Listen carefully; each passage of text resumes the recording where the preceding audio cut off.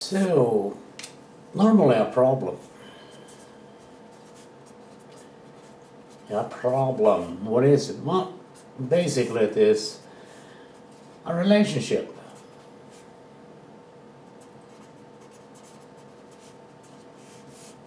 It's a relationship between, well, we can call context and experience. And what happens is typical that when people have an issue, fear, for example, we can call fear, worry, anxiety, or some other, self-esteem, stress, nervous, stuff like that. Confidence, whatever.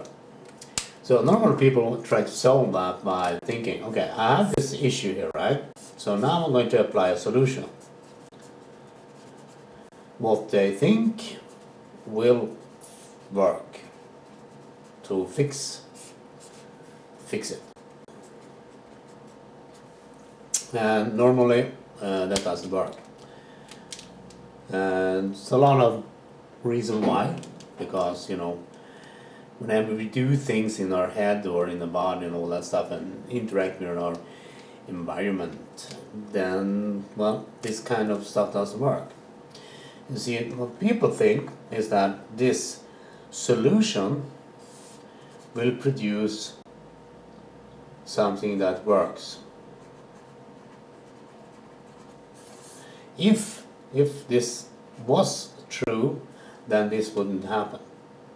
And when people try that, it doesn't work. But they believe it will work in spite of it doesn't work. So they're essentially blocking out the situation here. Now this leads us to our next thing here. What if I elicit a future experience? I elicit future experience that works for me. Yee, I got something that will work for me. Now, as soon as the individual have this kind of experience, at the moment they have it, they will do something that's called a verification process. Verification. Once they verify this, they shift context to verify it, because it's an internal decision thing here. Decision that goes on, right? So they have the experience, and we have to verify that. And as soon as they verify it, they shift context, because they interact with the decision strategy and stuff like that. And as soon as they do that, something really interesting happens. They establish a block here, a blockage. We are now stopping any, and what happens is a fun effect that's called amnesia. Because the individual now, when they shift the context to verify their experience, will now have a different experience again. And the different experience will be, most likely the default, or the original, or whatever, the one you usually normally have. That's what will happen. So people have this kind of situation where, okay, cool, I have this elicitation of the future. This is what happens when you do, for example, NLP. It will happen when you do, for example, meet yourself.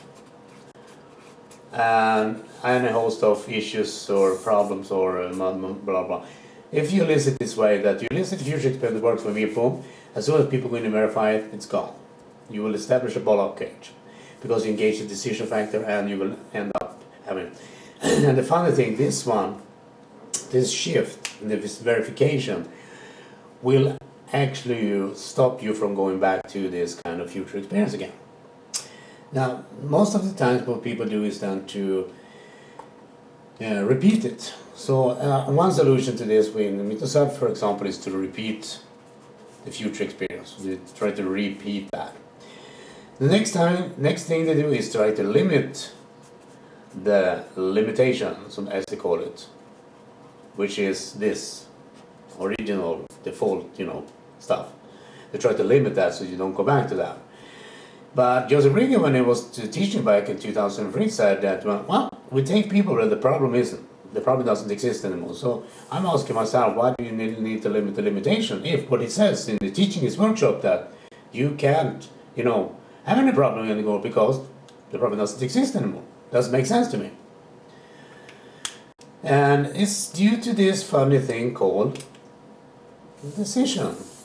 As soon as you go in and verify decision of this experience you have, you will shift the experience. Then you can't get back to it. Then you're fucked. And then you have a problem again. And you can either then to try to repeat the experience again, the future experience, elicit again until what happens is the funny thing that people will experience is that it doesn't work. So it doesn't work.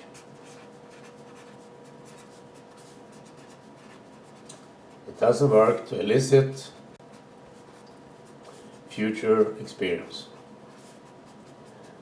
due to the funny things that people experience, that is, they will have a type of amnesia and a block due to go back and verify their experience. As soon as that happens, blockage happens. Shit happens. So it doesn't work that way. To elicit the future experience like, Roy Fraser was doing with yourself, Joseph Rigger, and other people like it doesn't work, because as soon as you elicit this shit, people has to verify it. Now, if you try to stop that, you get into trouble. And no, people doesn't understand it, because when they try to verify it, they lose that experience and they don't understand why. Then they can't do it. And the reason why they can't do it is because of different context. The context has shifted. Context. And since the context shifted, also the experience shifts. Now, I assumed earlier that the context and the experience was, the thing to do. But since that didn't work, because what people had, this kind of,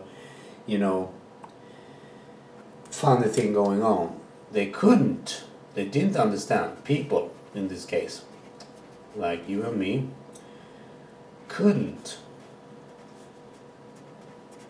understand. They couldn't understand that this didn't work because they didn't even notice that their experience had changed.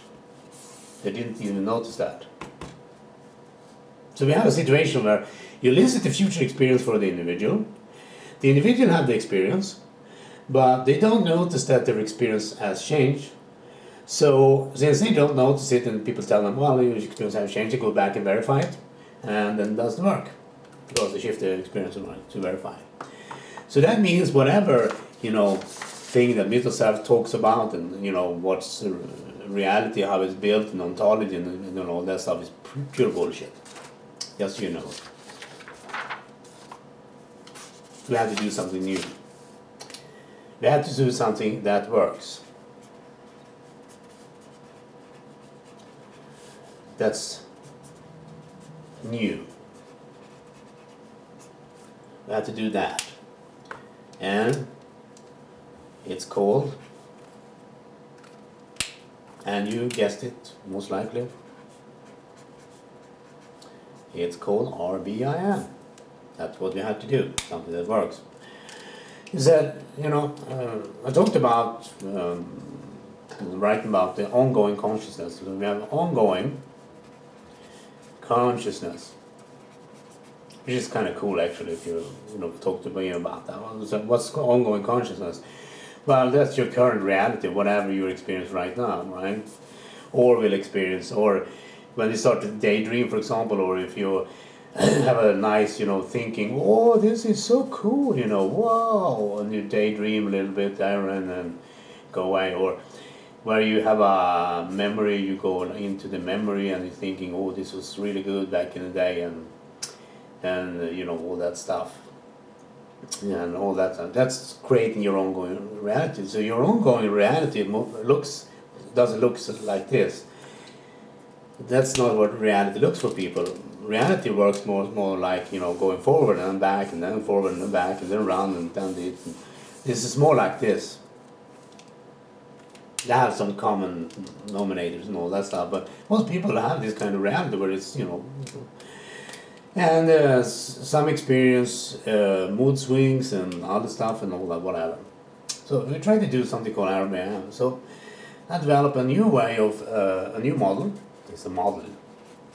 A model will always predict and produce the same result.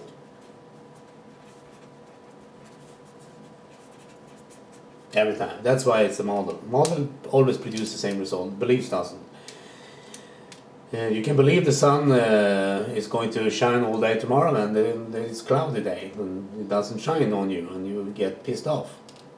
So, but if you have a rocket outside or above the cloud, the sun will always shine. So the rocket is a better model for you. You don't need to believe that the sun is going to shine. That's kind of funny also. So I built a new model that can produce the same result. So I tried that yesterday in Swedish.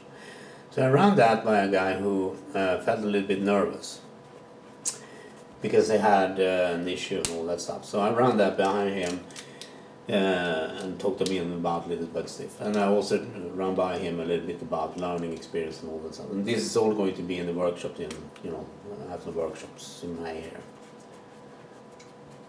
May 2012. So you know that date.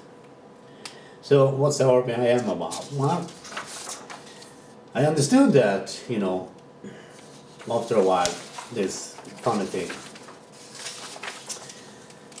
The people didn't understand their own experience. They couldn't take notice of it. They had a new experience of the context and experience, right? Had a new experience in the context. But reality-wise, they couldn't perceive it. So this is about perception, right? This is about perception. Because perception defines your reality, basically. And you can talk about ontology like Joseph Rigger does and tell you that something has to come first and all that stuff, and it's pure bullshit. It's so stupid I don't know where to start actually about that. Because whenever people say what you say and what you perceive is reality. In this case, for you. Period. And if it means if you say, well, I'm seeing angels, or I'm seeing people, or if you say as you see ghosts, most people say, well, seeing other people is more normal. That's normal. Than seeing, seeing angels is not, that's not normal, right? Or ghosts, that's not normal. So people then assume that seeing other people is more normal than angels and ghosts, for most people in the life. So this builds a kind of, reality builds a kind of assumption about what's going on in life. And what I've been focusing on is something in the RBIm system. It's called the comparison mode. The comparison mode. That's RBIm model. This explains how consciousness works. You see, when we are growing up, when we are born, at around age 4, it happens before that also for some kids, but at age 4, something happens here. Something really interesting happens here, because the brain is evolving. It evolves. It has this, corpus callosum and all that stuff, and it starts to grow stuff It starts to evolve. And at some age, which is the comparison mode creation, the kids go into this questionist opportunity of Raiders of the Lost Ark, as I like to say, because they start to ask a lot of questions. Why is that lady fat? And they ask, a lot of other questions. Why is the sky blue and stuff like that, right? That's what the kids do, a lot of those. Because they become aware. Now, what have they become aware of themselves? And you guessed it, themselves in relation to what? Other people. This means that kids, they become aware of themselves in relation to other people. So they have to start asking the question, who am I? Who am I? Questions. And this leads to all kinds of confusion and a lot of other, because the brain is constantly evolving during kids, when we are a kid and later as we go as a teenager and stuff like that. So the brain is, basically more or less in evolvement even into the late 20s or 20 years old and stuff like that. But this is the thing here is the comparison mode, because that tells us a few things about human brain, because they have a comparison going on. And it's not, NLP says, we compare two representations, for example. Two representations, like two images like this. And they believe in that, and that's not correct, by the way. So you know that. Richard Band, John Greener is wrong about that. They can come and learn from me if they want to. So this is what I'm trying to, utilizing in the RBIm, and this is the comparison mode. So because the kids at around age 4 kicks in this, kind of, ooh, why is that lady so fat? And parents then, other people, they tell the kids to not say that thing, because the lady might be sad or upset or, cry or even kill themselves or something like that, because they're so fat and they feel bad about it and all that shit. So the kid is becoming aware of themselves, but they have no idea who they are. So if you ask a question like this, who am I? There is no answer in religion. There is no answer in philosophy. I can't spell that properly. And I don't care. I just mentioned it to you. Some people say, well, you don't spell that properly, and I go fuck yourself, I like to say. Who cares? I don't. You know what I mean. Religion, philosophy, and psychology has no answer. There is no answer. Nothing. Because, if you ask yourself the question, who am I? Who is going to answer it? Because, seriously, you ask this question, right? Who am I? Who is going to answer you? Some other people are going to answer you. Other people are going to answer you, because you can't answer that question yourself. That's not possible. Because then it has to be someone else inside you. It has to be someone else inside you. Right? And that doesn't happen. Now, some people in NLP call it the unconscious mind. NLP call it unconscious. Well, or in psychology, your unconscious mind is in there. And I go like, where is the unconscious mind located in the brain and the body? And they say, we don't know. We don't like what you're asking me. We don't like it. We tell people that and they believe it. And they feel better about it. Oh, man. So that's pretty much bullshit. So psychology, philosophy, religion, fuck that shit. So if you ask a question, who am I, you're going to run into trouble, because you can't do that. So I devise a new answer to that riddle. New answer. And the answer will be revealed in the RBIm workshops. in 18, 19 May and 25, 26 of May.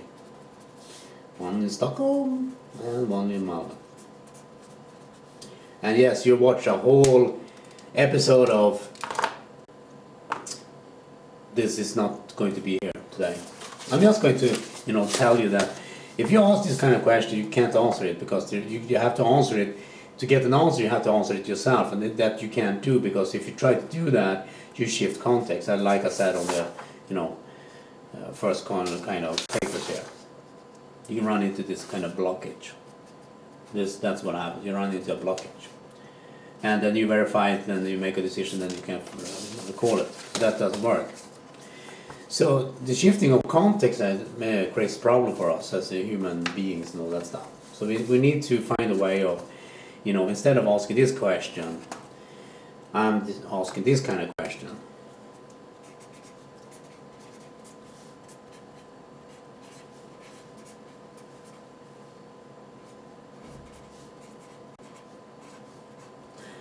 My question is, what defines you? That's the question I'm asking. So if I can answer this question, which I'm going to attempt in May, is that I'm going to be able to help people define themselves. And if that works, that means they can be happy, for example, in the zone, if they like, effective, if they like also. Beautiful, if they also like that. Confident, if they so desire. What else? What do we have? What like people like to do? Funny, maybe. Interesting. Irresistible. Loving. What else? Caring. Some would always like to be powerful. I don't know why, but hey. Stuff like that. So my thing, what I'm going to do is to ask the question, what defines you? And provide an answer to that kind of, definition and how we can do that. And this creates an interesting effect. It will answer this kind of question without you need to asking it. And it will also utilize a comparison mode, obviously. And it will help you see people, not ghosts or angels, actually. So just you know that. And you will start to understand and take notice of your own experience here. So instead of that, it will just work for you. So you will not just elicit a future experience. You will do something similar, but not directly that, because you're going to ask a question that defines that future experience. And since it defines it, it helps you with the experience and the context at the same time. So and then when you verify the new experience, this is really interesting, right?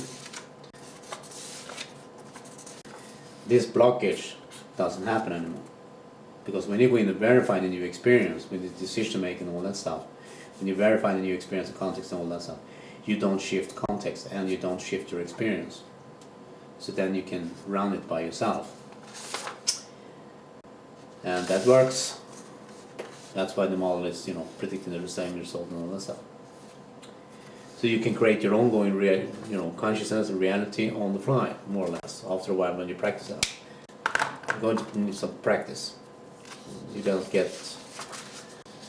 So you see that this is why problems have a relationship, because we always relate to a problem in some way, and that's context. Some people say they can multitask. That's not true. Because what we do is to shift between different context and experience really, really fast. So if you're having a cell phone and then you're sitting texting in your car, like, I put up my car, and you start, like this, and oh, what's that? And you go like, oh, all that stuff. And that's not good for you. Because your attention is on the telephone, and whatever happens on the road, you have no understanding of. So, and this is really important to understand, that when you try to text and you think you can put your attention on the road and when you're driving, that doesn't work. Because as soon as you put your attention on the telephone, the attention of the road is gone. That's what happens. And people think they can multitask really fast, but if you're driving a car and 100, miles per hour or kilometers or whatever you call for it, you run into a problem sooner or later. And you can't react in time because you're messing with the telephone and stuff like that. So don't do that. So a problem is a context, relationship.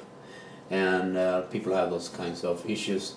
And since they try to, fix it by the solution, and the solution is always a causality loop somewhere.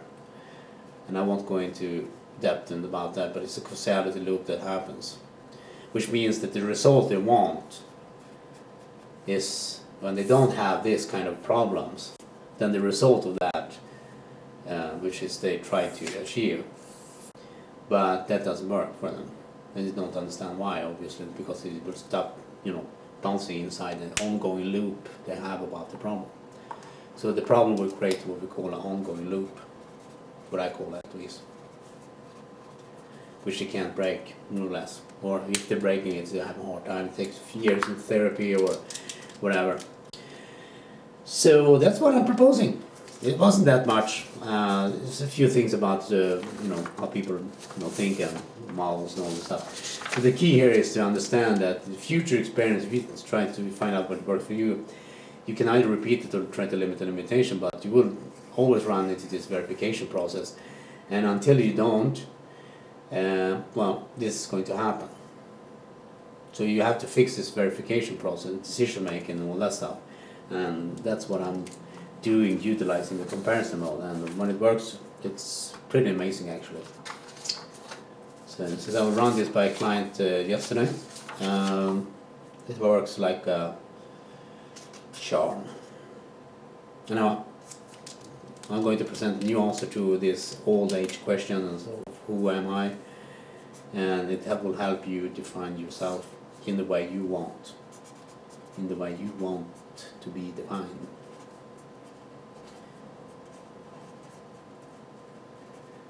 And we'll see what happens with that.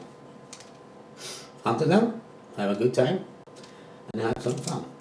I'm going to make some good old breakfast now.